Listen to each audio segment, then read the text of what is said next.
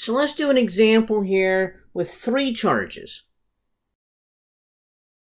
So we've got charge Q1, we've got charge Q2, we've got charge Q3, and they are forming the 3 corners of a rectangle, and that fourth corner is empty.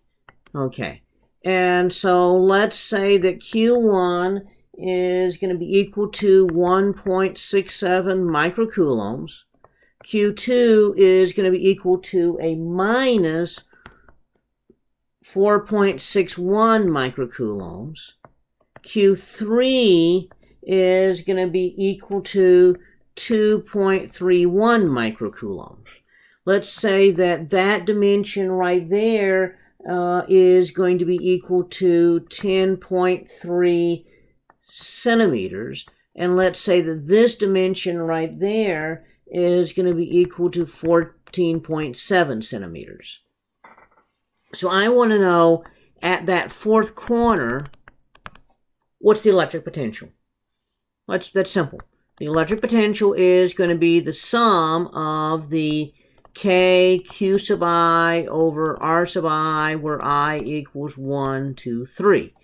Okay, so that means that this is going to be equal to K sub E times Q1 over R1 plus Q2 over R2 plus Q3 over R3.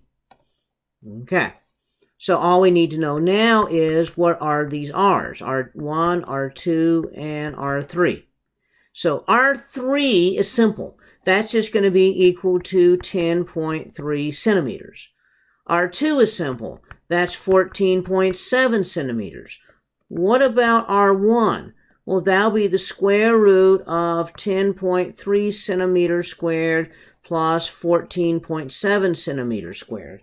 So that comes out to be 17.9 centimeters. Okay, so if you plug all of those numbers in to this equation, then what you get is a voltage of minus 1.96 times 10 to the 5th volts. So that's your electric potential right there. Okay. Why is it negative? That's because Q2 was dominating.